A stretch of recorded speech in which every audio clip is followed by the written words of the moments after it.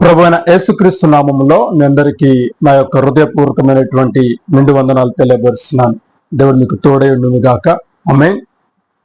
ఈ యొక్క పరిశుద్ధ పునరుద్ధాన ఆరాధన దినమందు దేవుడు మరల మనతో మాట్లాడుటకు, దేవుడు మన పక్షముగా ఆయన లేఖనాలను బయలుపరచుట కొరకు, దేవుడు మన పక్షముగా ఆయన మాటలను బయలుపరచుట కొరకు దేవుడు మరి దినము మనల్ని సిద్ధపరుచున్నాడు.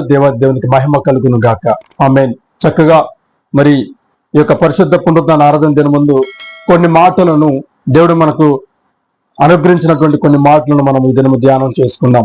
దేవునికి మహిమ కలుగును గాక. హల్లెలూయా. చూడండి, న్యాయాధిపతుల పుస్తకము 6వ అధ్యాయము 1వ వచనం 2వ వచనం మనం చదువుకున్నట్లయితే, ఇజ్రాయేలీయులు యెహోవా దృష్టికి దోషులైనందున యెహోవా 7 ఏండ్లు వారిని మిద్యానీయులకు అప్పగించెను. మిద్యానీయుల చెయ్యి ఇజ్రాయేలుల మీద హెచ్చాయను గనుక వారు మిద్యానీయుల ఎదుట నిలవలేక కొండలలోనున్న వాగులను, గుహలను, దుర్గములను తమకు సిద్ధపరుచుకొనిరి. దేవునికి మహిమ కలుగును గాక. హల్లెలూయా. చూడండి, ఇక్కడ కొన్ని మాటలు రాయబడి ఉన్నాయి. ఇజ్రాయేలీయులు యెహోవా దృష్టికి దోషులైనందున, ఇజ్రాయేల్ ప్రజలు యెహోవా దృష్టికి ఏమయ్యారు? దోషులుగా మారారు. అంటే వారి పాపం ఎక్కువైపోయింది. ఆనాడు మోషే కాలంలో మోషే వారి నడిపిస్తున్నప్పుడు కూడా దేవుడు వారి మార్గమున మరి వారు మమ్మల్ని నడిపిస్తూ ఉన్నాడు. దేవుడు తన మార్గమున మమ్మల్ని నడిపిస్తూ ఉన్నాడు. దేవుడు చూపించినటువంటి మార్గంలో మేము నడుచుచున్నాము. దేవుడు మరి ఫరో చేతి నుండి, ఐగుప్తీయుల చేతిలో నుండి ఆయన మమ్మల్ని విడిపించాడు. దేవునికి మహిమ కలుగును గాక.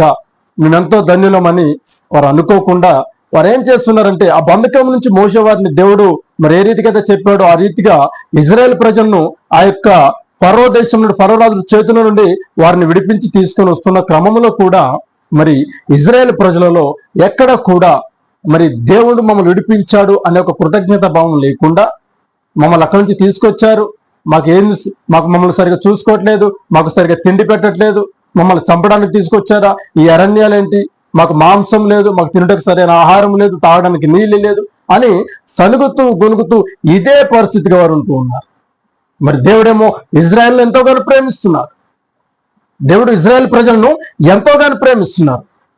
కానీ వారేమో దేవుని యొక్క ప్రేమను గుర్తించక, దేవుని యొక్క ప్రేమను తెలుసుకొనక వారు ఇష్టానుసారంగా ఉంటున్నారు, ఇష్టానుసారంగా వారు జీవిస్తూ ఉన్నారు. హల్లెలూయా. ఆనాడు ఆ రీతిగా వారు ఉన్నప్పటికీ వాళ్ళ మీద ప్రేమతోటి మోషేను పంపించి, మోషే ద్వారా వాళ్ళని ఆ ప్రాంతం నుంచి తీసుకొని బయటకు వస్తారు. దేవుని మహిమ కలుగును గాక. ఇదంతా కూడా మనకు తెలిసినటువంటి విషయం. మరి మోషే మృతి నొందిన తర్వాత యెహోషువను ఏర్పరచుకుంటాడు. యెహోషువను వారికి నాయకత్వంగా ఉంచి మరి యెహోషువ ద్వారా కూడా మన అనేకమైన అద్భుతాలు, ఆశ్చర్యాలు చేస్తూ ఇజ్రాయెల్ ప్రజలు నడిపిస్తూ ఉంటారు.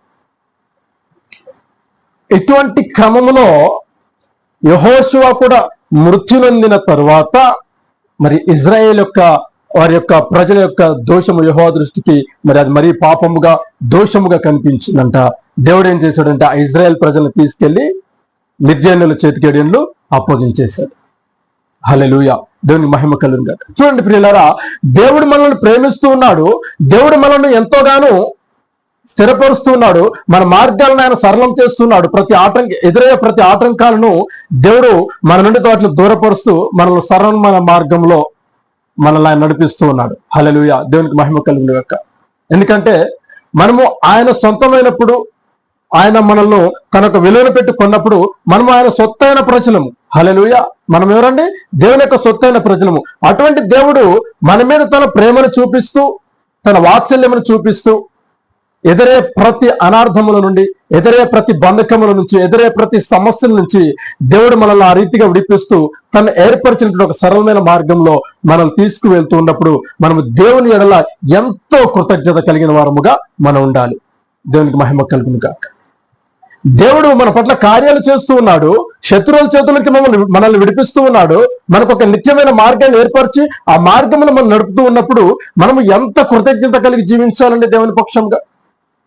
హల్లెలూయా. దేవా నన్ను ఇదిగో ఫలానటువంటి సమస్యల నుంచి, అయ్యా ఈ దుర్మార్గత నుంచి, బంధకముల నుంచి, శ్రమల నుంచి, శోధనల నుంచి మమ్మల్ని విడిపించవయ్యా, నీకు స్తోత్రములు. అయ్యా ఇదిగో నా జీవితము అయ్యా నీ రాకడ పర్యాంతం వరకు నా తండ్రి నీ పాదాల చెంత నిందరహితంగా కనిపెట్టుకుని నేను జీవిస్తానయ్యా అని నువ్వు దేవుని దగ్గర వాగ్దానం చేసుకొని చేయగలిగినటువంటి బిడ్డగా నేను ఉండాలి. కానీ ఆనాడు ఇజ్రాయేల్ ప్రజలను దేవుడు విడిపించాడులే, కానీ ఇజ్రాయేల్ ప్రజలు వారి ఇష్టానుసారంగా మరి వారికి తోచిన రీతిగా జీవిస్తూనే ఉన్నారు. హల్లెలూయా, హల్లెలూయా. వారికి తోచిన రీతిగా జీవిస్తున్నారు. దేవుడు ఏర్పరచుకున్న ప్రవక్తల ద్వారా అనేకమైన అద్భుతాలు, ఆశ్చర్యాలు వాళ్ళ కళ్ళ ఎదుట చేస్తున్నప్పటికీ వారిలో మార్పు అనేది సరిగా లేదండి. హల్లెలూయా, హల్లెలూయా. వారిలో మార్పు అనేది సరిగా లేదు. వారి ప్రవర్తనను బట్టి మరి దేవుడు ఇజ్రాయేల్ ప్రజలను ఆ కనాను ప్రాంతానికి చేర్చడానికి కూడా చాలా సమయం తీసుకున్నాడు. ఎందుకంటే వారి ప్రవర్తన సరిగా లేదు, వారి మాట సరిగా లేదు, వారి ఆలోచనలు సరిగా లేవు. హల్లెలూయా. చూడండి, ఇక్కడ మనం చూసినట్లయితే వాక్య భాగంలో రాయబడి ఉంది, ఇజ్రాయేలీయులు యెహోవా దృష్టికి దోషులైనందున యెహోవా 7 ఏళ్ళు వారిని మిద్యానీయులకు అప్పగించెను. మిద్యానీయుల చెయ్యి ఇజ్రాయేల్ ప్రజల మీద హెచ్చుగా ఉన్నందున వాళ్ళు ఏం చేస్తున్నారంట, మిద్యానీయులు ఎదుట నిలవలేక కొండలలోనున్న గుహలను, వాగులను, దుర్గములను తమకు సిద్ధపరుచుకునేది. అంటే మిద్యానీయుల చేతికి అప్పగించేశాడు దేవుడు. దేవుడు ఎంతోగానో ప్రేమించి ఇవి నేను చూపించిన మార్గంలో నడవండయ్యా, నడవండమ్మా అని దేవుడు చెప్తుంటే, ఒక శ్రమ నుంచి, ఒక శోధన నుంచి నిన్ను విడిపించి, ఒక భయంకరమైనటువంటి పరిస్థితి నుంచి నిన్ను విడిపించి, భయంకరమైనటువంటి మరి మంత్రశక్తి నుంచి నిన్ను విడిపించి, శాతపడి శక్తుల నుంచి నిన్ను విడిపించి, నీ పరిస్థితి దయనీయముగా హీనాతిహీనముగా ఉన్నటువంటి పరిస్థితి నుంచి దేవుడు నిన్ను విడిపించి, అమ్మా ఇదిగో ఈ రీతిగా జీవించు, వాక్యానుసారంగా జీవించు, నీతిగా బ్రతుకు, నా ఎదుట యథార్థంగా జీవించు అని దేవుడు చెప్పి ఒక నూతనమైన మార్గాన్ని నీకు సిద్ధపరిస్తే, నువ్వు అందులో నుంచి విడిపించబడ్డ తర్వాత, ఆ శ్రమలను నీకు పోయిన తర్వాత మరలా నువ్వు ఏం చేస్తున్నావు అంటే దేవుణ్ణి పెడచవని పెట్టి దేవుడి మార్గాలను పక్కకి నెట్టేసి ఇక నీ ఇష్టానుసారంగా నువ్వు వెళ్తూ ఉన్నావు. హల్లెలూయా, హల్లెలూయా. నీ ఇష్టానుసారంగా నువ్వు వెళ్తూ ఉన్నావు. దేవుడు చూశాడు, పలుమార్లు నిన్ను మందలిచ్చాడు, పలుమార్లు నిన్ను పలకరించాడు. ఆయన నువ్వు ఈ లోకానుసారమైనటువంటి ఆలోచనలో ఉన్నావు, ఈ లోకానుసారమైన ఆలోచనలు చేస్తూ ఉన్నావు. ఇదిగో ఒకనొక ఆపద సమయం వచ్చినప్పుడు దేవుడు నిన్ను రక్షించడంలో ఆయన జాప్యం చేస్తాడు. అప్పుడు నువ్వేం చేయబడతావు అంటే అపవాది చేతికి అప్పగించబడతావు. హల్లెలూయా, హల్లెలూయా. జాగ్రత్తగా వినాలి మాటలు. నువ్వేం చేయబడతావు? అపవాది చేతికి అప్పగించబడతావు. ఆనాడు ఇజ్రాయేల్ ప్రజల పరిస్థితి కూడా అదే అయిపోయింది. దేవుడు ఎంతోగానో ప్రేమించి ప్రతి బంధకం నుంచి వారు నడిపిస్తూ ఉంటే, మరి నాయకత్వము వెళ్ళిన తర్వాత ఎన్నాళ్ళు ఉంటారండి నాయకులు? హల్లెలూయా. సంఘ కాపురైనా సంఘంతో ఎన్నాళ్ళు తోడుగా ఉంటాడు. దేవుడు రాకడొచ్చేంత వరకు సంఘ కాపురు ఉంటాడు. సంఘ కాపురు వెళ్ళిన తర్వాత నీ జీవితం ఏమిటి అంటే, సంఘ కాపురు ఉన్నంత వరకు నీకు ఆయన చెప్పే మాటలను బట్టి నీ జీవితాన్ని మార్చుకుంటావు. ఆయన లేకపోతే మరలా నువ్వు యథావిధిగా నువ్వు జీవిస్తావు. అంటే మరి మనం దేవుని మాటలు వింటూనే నేర్చుకునేది ఇదేనా? హల్లెలూయా, హల్లెలూయా. అంటే మనం బైబిల్ చదవం. ఒకసారి ఆలోచన చేయండి. దేవుని వాక్యం మనలో ఉన్నంత వరకు, దేవుని మాటలు మనలో ఉన్నంత వరకు చెడుకు మనము తావివ్వము, చెడు మార్గాన్ని మనము అనుసరించము. ఎప్పుడైతే దేవుని యొక్క వాక్యం మనలో నుంచి తొలగిపోతుందో అప్పుడు మరలా మనం ఈ లోకం వైపు చూస్తాం, ఈ లోకానుసారమైన జీవితాన్ని చేస్తాం, ఈ లోకానుసారమైనటువంటి క్రియలను మనము పాటిస్తాం. హల్లెలూయా. ఇక్కడ అదే జరుగుతుంది. ఇజ్రాయేల్ మరి మోషే వెళ్ళిపోయాడు, తర్వాత యెహోషువ వచ్చాడు. యెహోషువ కూడా మృతి పొందిన తర్వాత వీళ్ళ పరిస్థితి అగమ్య గోచరంగా మారిపోయింది. వీళ్ళ పాపం దేవుని దృష్టికి బహుఘోరంగా అనిపించేసరికి వాళ్ళని ఏం చేశాడంటే మిద్యానీయుల చేతికి అప్పగించేశాడు. వాళ్ళకి భయపడి మరి ఎక్కడుండాలో తెలియక మరి పెద్ద పెద్ద కొండల్లో ఉన్నటువంటి గుహలను, దుర్గములను, వాగులను ఆధారముగా చేసుకుని వారు జీవిస్తూ ఉన్నారు. ఎందుకంటే మిద్యానీయుల చేతికి దొరికితే వాళ్ళు మమ్మల్ని ఏం చేస్తారేమో, శిక్షిస్తారేమో, చంపేస్తారేమో అన్న భయంతో. హల్లెలూయా, హల్లెలూయా, హల్లెలూయా. చూడండి, దేవుడు మనల్ని ఎంతోగానో ప్రేమించి మన కొరకు ఒక మార్గాన్ని ఆయన సిద్ధపరిచున్నాడు. ఆయన మనల్ని ఎంతోగానో ప్రేమించి మనిషి కుమారుడుగా ఆయన లోకానికి వచ్చి, మనిషి కుమారుడిగా దేవుడు ఈ లోకానికి వచ్చేసి మనకు ఒక నూతనమైన మార్గాన్ని చూపించాడు. ఎలా జీవించాలో చూపించాడు, ఇతరులతో ఎలా ఉండాలో చూపించాడు. హల్లెలూయా, హల్లెలూయా. ఒక స్థిరమైనటువంటి మార్గంలో మనం ఎలా ఉండాలో, స్థిరముగా ఎలా ఉండాలో దేవుడు మనకు అన్ని కూడా హల్లెలూయా. ఎలా చూపించాడండి? అనుభవపూర్వకముగా. దేవుడు తనకు తాను ఈ లోకానికి వచ్చి మన కన్నులకు కనపడే రీతిగా ఆయన జీవించి వెళ్ళిపోయాడు. హల్లెలూయా, హల్లెలూయా. మరి ఆయనను చూసి, ఆయన మాటలను చూసి, ఆయన వాక్యమును చూసి మనం ఏం నేర్చుకుంటూ ఉన్నాం? దేవుని వాక్యానుసారంగా జీవించమని దేవుని లేఖనాలు సెలవిస్తుంటే మనమేమో ఈ లోకానుసారమైనటువంటి ఆలోచనలతో మనం జీవిస్తూ ఉన్నాం. హల్లెలూయా. అప్పుడు ఏమవుతుందంటే మన క్రియలు, దేవుని కార్యాలు మన జీవితంలో జరగకుండా మన దోషాలు, మన పాపపు క్రియలు వాటికి అడ్డుపడుతూ ఉన్నాయని లేఖనాలు సెలవిస్తూ ఉన్నాయి. దేవుడు నా జీవితంలో కార్యాలు చేయట్లేదు, దేవా నా జీవితంలో ఎందుకయ్యా నువ్వు కార్యాలు చేయట్లేదు అంటే నీ పాపము, నీ దోషము దేవుని కార్యాలకు అడ్డుగా ఉంది. అందుకే దేవుడు నీ జీవితంలో కార్యాలు చేయలేకపోతున్నాడు. నీ లోపల ఉన్నటువంటి పాపం బయటికి వెళితే, నీ లోపల ఉన్నటువంటి క్రోధం బయటికి వెళితే, నీ లోపల ఉన్నటువంటి మలినము అది బయటికి వెళితే ఇగో దేవుని యొక్క ఆత్మ నీలోనికి వస్తుంది, దేవుని యొక్క మాటలు నీలోనికి వస్తాయి. దేవునికి మహిమ కలుగును గాక. హల్లెలూయా, హల్లెలూయా. ఇశ్రాయేలు ప్రజల దోషం ఎక్కువైపోయింది. దేవుడు తీసుకెళ్లి మిద్యానీయులకు అప్పగించేశాడు.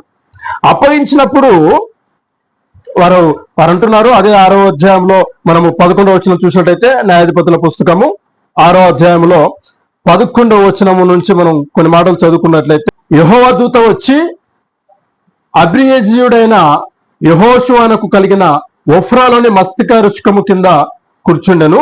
యెహోషువ కుమారుడైన గిద్యోను మిద్యానీయులకు మరుగై ఉండినట్లు గానుగ చాటిన గోధుమలను దుల్లగొట్టుచుండగా యెహోవా దూత అతనికి కనబడి, పరాక్రమము గల బలాఢ్యుడా, యెహోవా నీకు తోడై ఉన్నాడని అతనితో అనగా. దేవునికి మహిమ కలుగును గాక. ఇక్కడ చూడండి, వీళ్ళు ఏం చేస్తున్నారంటే మిద్యానీయుల చేతుల నుంచి పారిపోయి తప్పించుకున్నటకు మరి వాళ్ళకు తగిన విధముగా దొరికిన చోట ఆ గుహలలో, వాగులలో, కొండలలో వారు ఏం చేస్తున్నారంటే వారి యొక్క తలను దాచుకుంటున్నారు. వారు కనపడకుండా మరుగై ఉంటున్నారు. హల్లెలూయా. ఏమంటున్నారు? వారు మరుగై ఉంటున్నారు. అయితే అబ్రియేజ్డ్ అయినటువంటి యెహోషువకు కలిగిన ఒఫ్రాలోని మస్తికి వృక్షము క్రింద కూర్చుండెను. యోవాషు కుమారుడైన గిద్యోనును, ఎవరంటండి? యోవాషు కుమారుడైన గిద్యోను ఏం చేస్తున్నాడంట? ఆ గానుగ చాటున ఉండి గోధుమలను దుల్లగొట్టుచూ ఉన్నాడు. గిద్యోను ఏం చేస్తున్నాడు? గానుగ చాటు నుండి గోధుమను దుల్లగొట్టుచున్నాడు. దేవుడు చూశాడు. దేవుడు అతను చూసి, పరాక్రమం గల బలాఢ్యుడా, దేవుడు నీకు తోడై ఉన్నాడని అంటాడు. హల్లెలూయా, హల్లెలూయా. దేవునికి మహిమ కలుగును గాక. అయితే ఆయన అంటాడు, యెహోవాతో అతనికి కనబడి, పరాక్రమము గల బలాఢ్యుడా, యెహోవా నీకు తోడై ఉన్నాడని అనగా, గిద్యోను చిత్తము నా ఏలిన వాడా, యెహోవా మాకు తోడై ఉండిన ఎడల ఇదంతా మాకేలా సంభవించెను? యెహోవా తోడై ఉండిన ఎడల ఇదంతా మాకేలా సంభవించెను? హల్లెలూయా. అంటే ఇజ్రాయేల్ ప్రజల యొక్క పాపము, వారి ఆలోచన విధానము దేవునికి వ్యతిరేకంగా ఉంది. ఇజ్రాయేల్ ప్రజల యొక్క ఆలోచన విధానము, పాపము ఎలా ఉంది? దేవునికి వ్యతిరేకంగా ఉంది.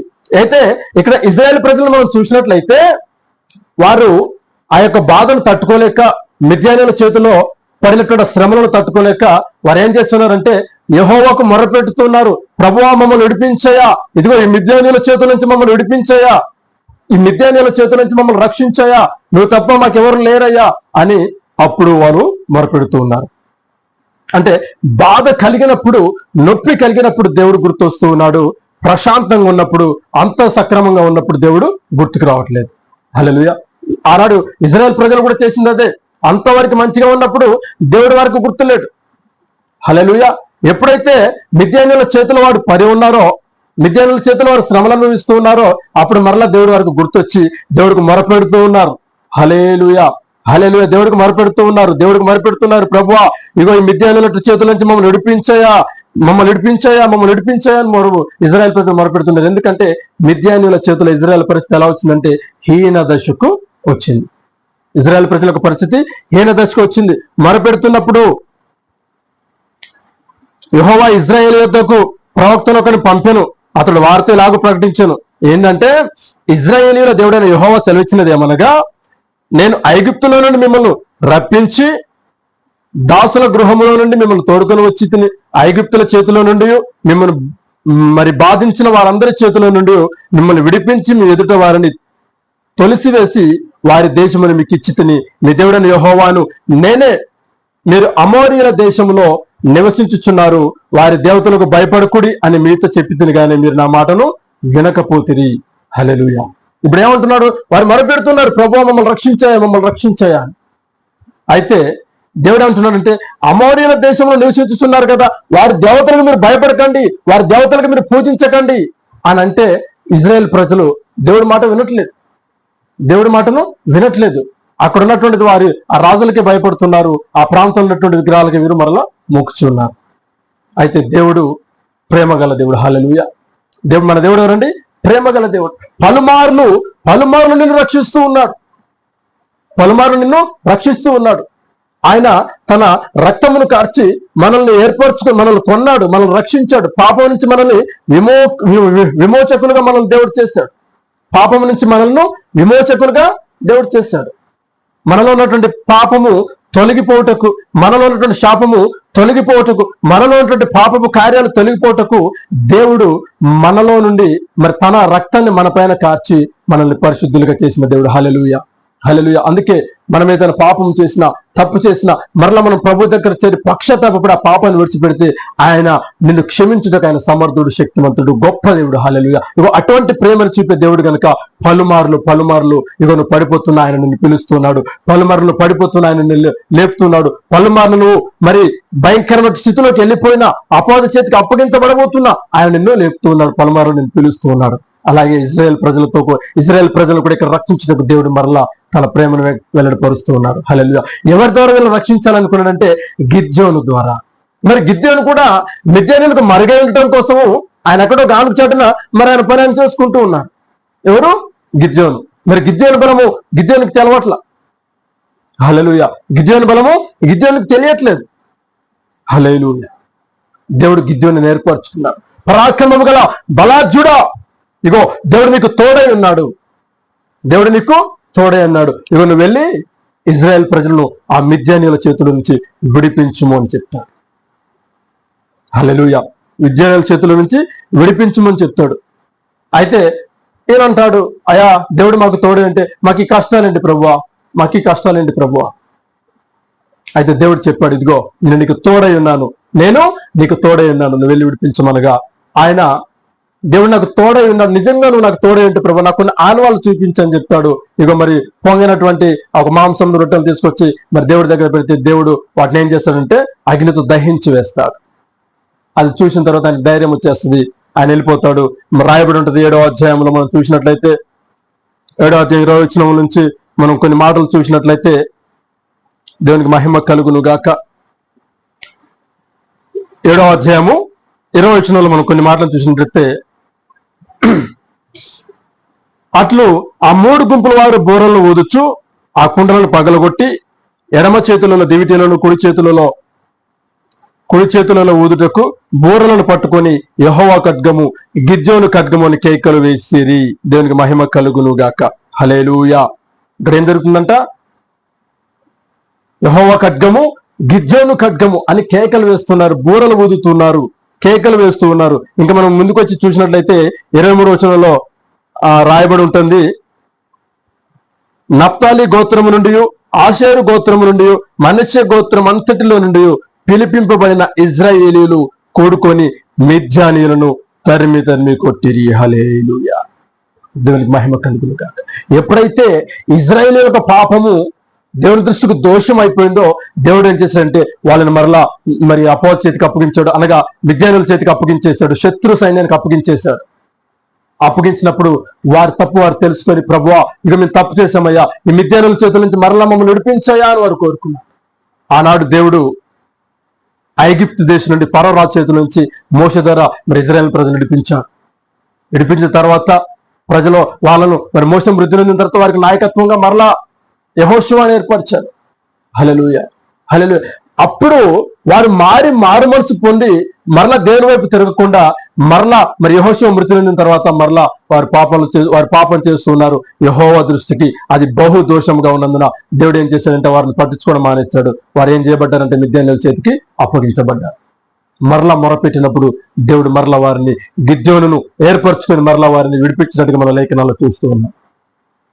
ఈ మాటలను బట్టి ఈ దినము మరి నీకేం అర్థమవుతుంది? దేవుడు మాట్లాడినట్టు ఈ మాటలు బట్టి ఈ దినము నీకేం అర్థమవుతుంది అంటే దేవుడు మన ఎడల ఎంతో ప్రేమను చూపిస్తున్నాడు. దేవుడు మన ఎడల తన అమూల్యమైన ప్రేమను చూపిస్తున్నాడు. దేవుడు మన ఎడల మన పక్షంగా తన ప్రేమను వెల్లడిపరుస్తున్నాడు. ఇదిగో నువ్వు పాపం చేసిన ప్రభువా నన్ను క్షమించమని అనగానే దేవుడు నిన్ను క్షమిస్తూ ఉన్నాడు. మరి క్షమించిన తర్వాత మరలా నువ్వు పాపం చేయకుండా ఉండగలుగుతున్నావా? దేవుడు ఒకసారి నేను క్షమించిన తర్వాత మరలా నువ్వు ఆ పాపం జోలికి వెళ్లకుండా ఉండగలుగుతున్నావా? చేస్తే ముందు దేవుడు మరలా నన్ను క్షమిస్తాడు. హల్లెలూయా.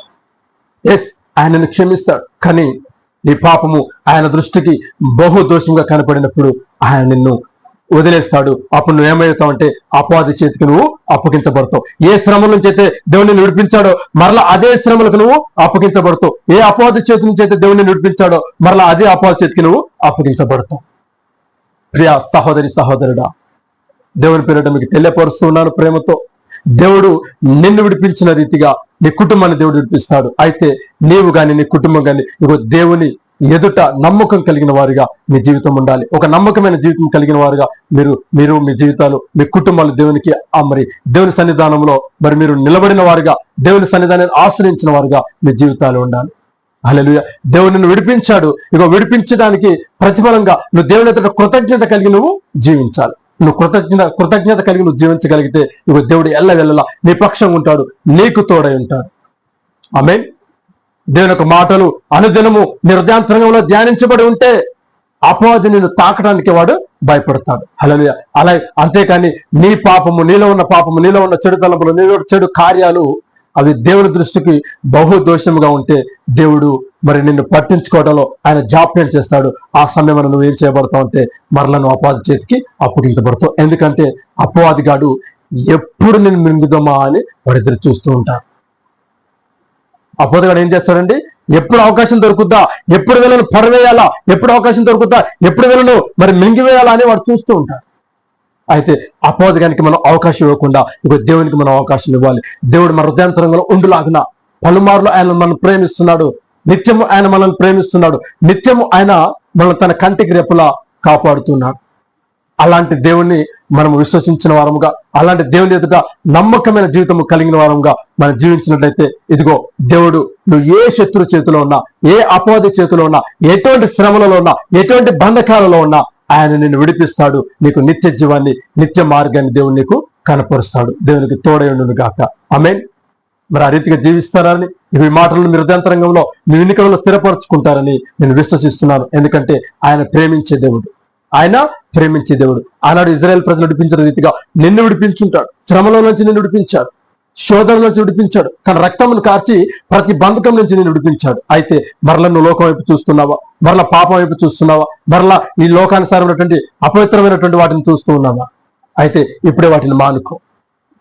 అపవిత్రమైన క్రియలను నేను శాశ్వతంగా దూరం చేసి నువ్వు దేవుని వైపు చూసి దేవుని వెంబడించేవారుగా నువ్వు ఉన్నట్లయితే ఇగో నిత్యము దేవుడు నీకు తోడై ఉంటాడు. ఆనాడు గిద్యోనుకు తోడేయండి, ఇజ్రాయెల్ ప్రజలను మిద్యానీయుల చేతులను విడిపించిన రీతిగా ఇగో దేవుడు నీకు తోడేయండి. నీ శ్రమల నుంచి ఆయనను విడిపిస్తాడు. దేవునికి మహిమ కలుగును గాక. ఆమేన్. ప్రార్థన చేద్దాం. సర్వోన్నతుడా, సర్వాధికారి, సర్వయుగములలో సజీవుడా, ఉన్నతమైన వాడా, ఈ బంగారు పాదాలకు వందనాలు తెలియపరుస్తున్నా. యుగ యుగములో సజీవుడమైన దేవ నీకు వందనాలు. పునరుద్ధాడమైన మా తండ్రి, ఈ బంగారు పాదాలకు వందనాలు తెలియపరుస్తున్నా. అయ్యా, మీ కృపలో భద్రపరిచి, మీ కృపలో స్థిరపరచండి. ఈ దినము మీరు మాట్లాడిన ప్రతి మాటను బట్టి నీకు వందనాలయ్యా. అయ్యా, మీకు కృతజ్ఞతాస్తుతులు తెలియపరుస్తున్నా. ఈ మాటను తండ్రి విన్న ప్రతి బిడ్డ హృదయాంతరంగంలో వారి వెనుకిరిలో నా తండ్రి స్థిరపరచండి. అయ్యా, నీ ఎదుట నమ్మకం కలిగి వారుగా జీవించే కృపను తెచ్చి ఒక నమ్మకమైన జీవితాన్ని జీవించేవారుగా అయ్యా నీ కృపను అనుగ్రహించమని, మీరే మహిమ పొందమని యేసయ్యా ఈ బంగారు పాదాలకు వందనాలు తెలియపరుస్తూ నాయన అల్పుడైన నన్ను తండ్రి మీ సుల చేత మరుగుపరుచుకొని ఈ దినము మీరు నా నోటిని బోరగా వాడుకొని మాట్లాడినందుకు మీకు వేలాది వందనాలు తెలియపరుస్తూ యేసయ్య పరిశుద్ధ నామమున అడిగి ప్రార్థన చేస్తున్నాము తండ్రి. ఆమేన్. ప్రతి బిడ్డను మీ చేతులకు అప్పగిస్తూ, వారి కుటుంబాలను మీ చేతులకు అప్పగిస్తూ మీరే దీవెన కలగ చేయమని, ప్రతి బిడ్డ జీవితంలో మారు మనసు కలగ చేయమని యేసు నామమున అడుగుచున్నాను తండ్రి. ఆమేన్, ఆమేన్, ఆమేన్. దేవుడు మీకు తోడైండును గాక. God bless you all.